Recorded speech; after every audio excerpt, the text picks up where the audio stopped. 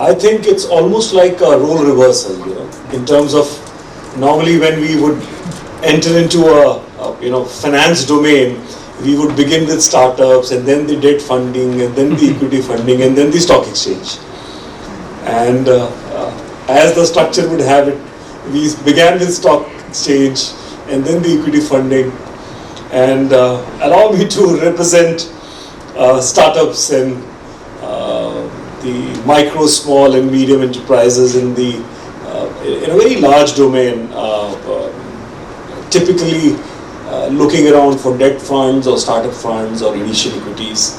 And because I'm not an expert of stock exchange, I still have to learn a lot from Mr. Thakur, and maybe one day I'll walk up to him with my balance sheets and see how he enrolls my company there.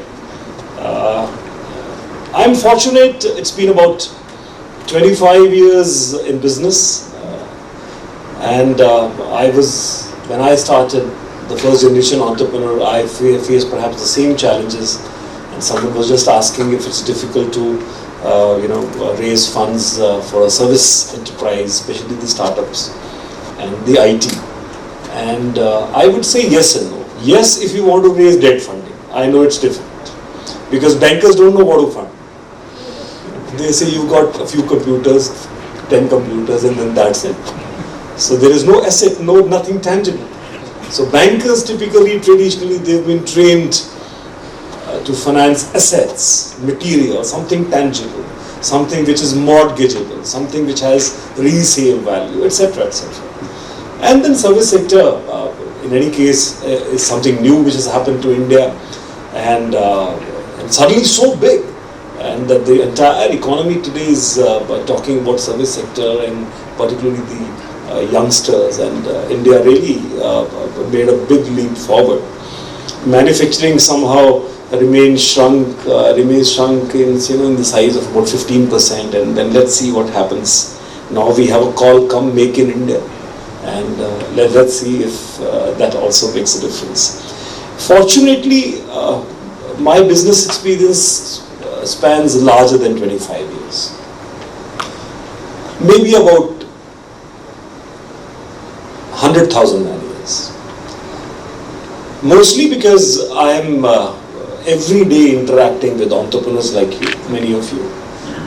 I am in the city called Faridabad, and there are more than 2,000 industries as our members. So every day, one is coming across some issue, some challenge, some problem, some discussion with some kind of industry.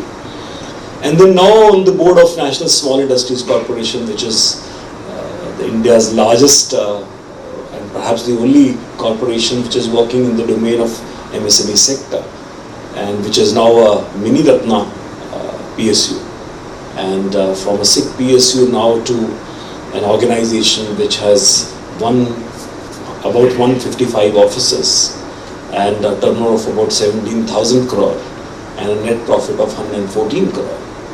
This is the miraculous transformation, and it is again through the good offices of NSIC and then the Ministry of MSME that I must have met another 1,000, 2,000 entrepreneurs like you. I'll quickly come to a very tangible question, and a question which is very common, a question which is very true. One of the first things which an entrepreneur is looking around for when any entrepreneur is trying to garner some resources to whether to start or scale up, and that is credit. Mostly debt credit. Now, of course, we have venture funds, angel funds. Government of India also now proposes to bring a huge equity fund of about 10,000 crore. I'm sure these would have a lot of impact. Maybe 3 years, 5 years down the line, we would say equity funding for SMEs is one of the biggest funding arenas.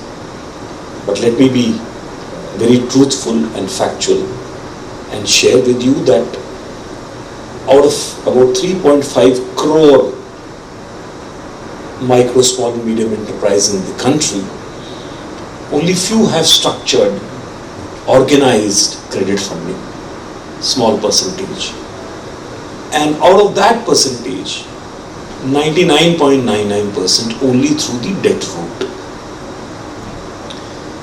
So my first point here would be to all entrepreneurs, whether aspiring entrepreneurs or existing entrepreneurs wishing to scale up for future, is that it is the banker's job to provide loans. They have their own targets. They are constantly looking around for right projects, right entrepreneurs, right business opportunities, because they would also like to meet with their targets, internal growth targets. And it's exactly the same way we have our sales targets. So my first point would be that it is not that the banks don't give me money. It is sometimes that I may not be credit worthy, or I may not be presenting the right image of being a credit worthy client. This is something which every entrepreneur must understand. 25 years back when I started, and out of very unfortunate circumstances when I first started my venture, I took a 30,000 rupees term loan from a bank and 10,000 rupees as my working capital. And way back, 25 years back, I got these two funds without collateral security. And at that time, there was no CGTMSE scheme as well. So let me assure you that in spite of a lot of criticism at platforms sometimes when we hear that banks are not funding right enough, I would narrate this story that I managed credit without collateral security 25 years back, and now of course there's a huge institutional support. And let me also tell you that much depends upon how and where we would look at finance. Out of 25 years that I have worked in my business, I must have spent only about 3 years in business. 22 years I have spent trying to find what to do, how to do, where would I get a loan, how do I get a pollution NOC or certificate, how, why, what, when, where.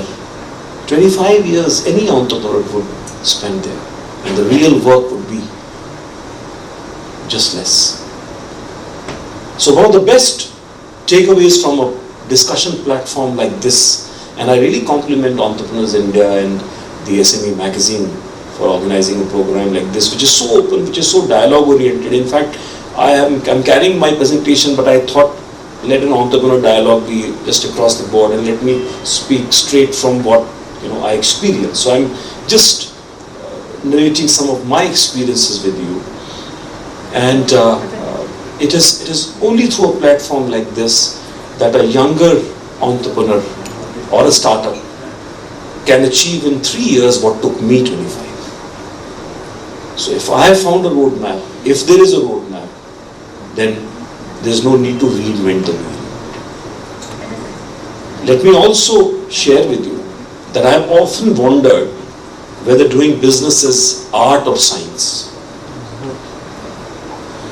If doing business is an art, then I am perhaps a misfit. My business has got nothing to do with art. I manufacture some auto components and which I supply to some of the most quality conscious OEMs in India. No, sir, it is both science and art, plus something else also. And when I supply 10,000 pieces to them, and if 2 pieces are rejected, then I get paid only for 9,998 pieces. And for the 2 pieces, the non-conforming ones which go to the line, I am penalized very heavily. And if at all there is a field complaint 3 months, 6 months, 9 months later, sometimes even 1.5 years later, because nowadays some automobile companies give you a 3-year warranty or 1 lakh, whichever is earlier, whatever. In a situation like this, I am penalized. Sometimes the threat of penalty is so high which can wipe out my entire business. The product liability, particularly where now the consciousness is going. And in fact now India is about to write its mandatory recall policy. Till now in India, recalling vehicles is still an option. But now government is planning to introduce a mandatory recall policy. So if there's any problem with any safety feature in an automobile, so there could be a mandatory recall. And you can very well imagine the cost of such a recall. But if doing business is science, then every time 2 plus 2 should be 4. Why is it that one business flourishes so well, the other does not? Two people, same resources, same domain, same area, same markets.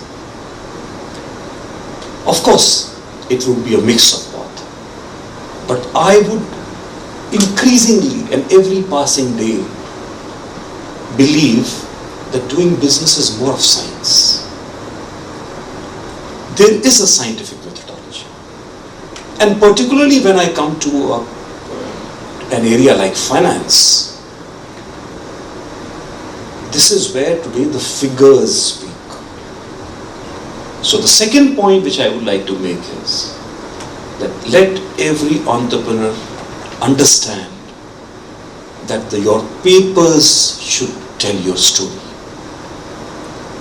In fact, your balance sheets, your financials, your past track record, when you send your papers to any bank, any institution, those papers should speak for themselves.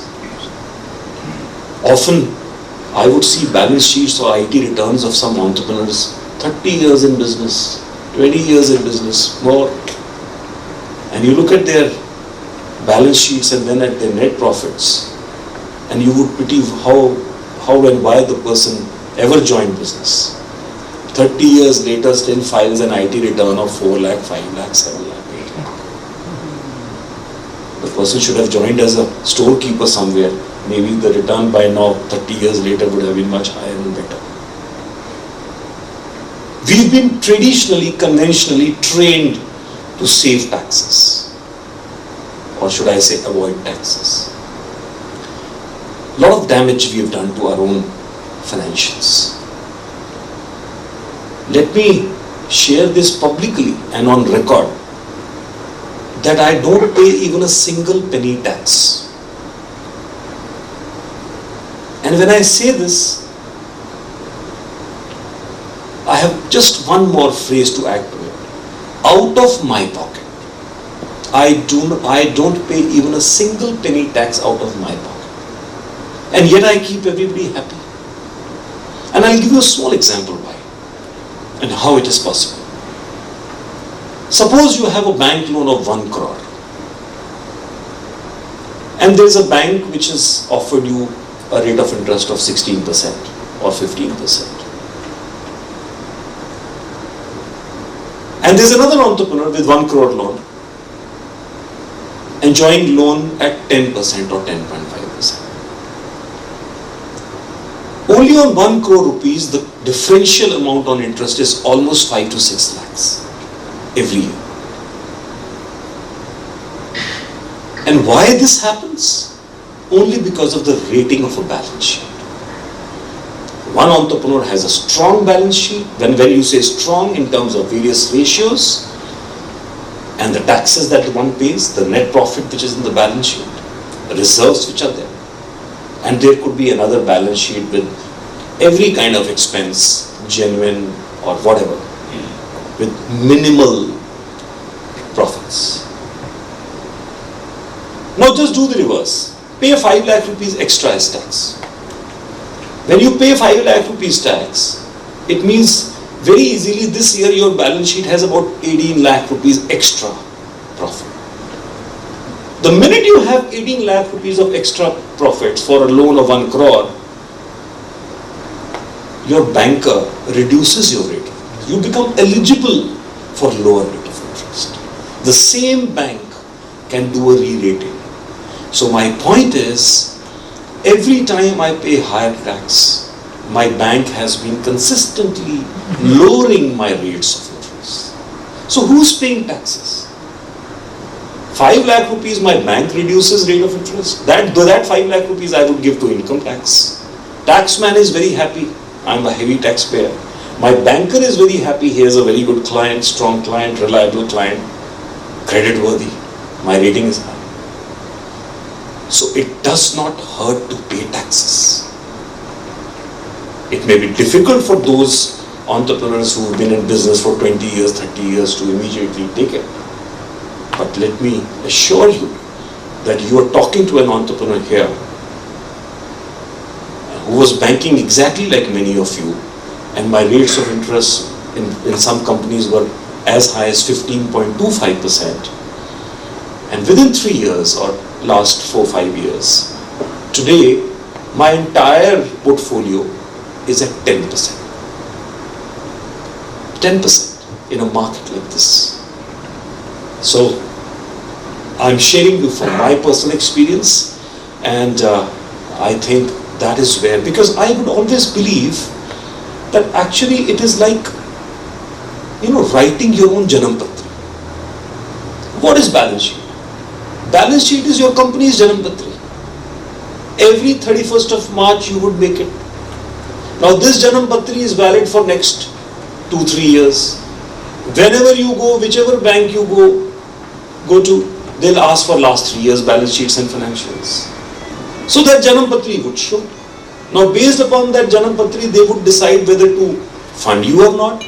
If yes, how much and at what rates, depending upon your ratings. So my third point would be that entrepreneurs also need to be financially literate.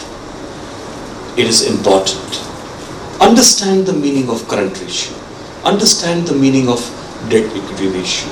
Understand other financial terminologies. Try to understand the way a banker would look at your balance sheet if you are not there. So that becomes extremely important.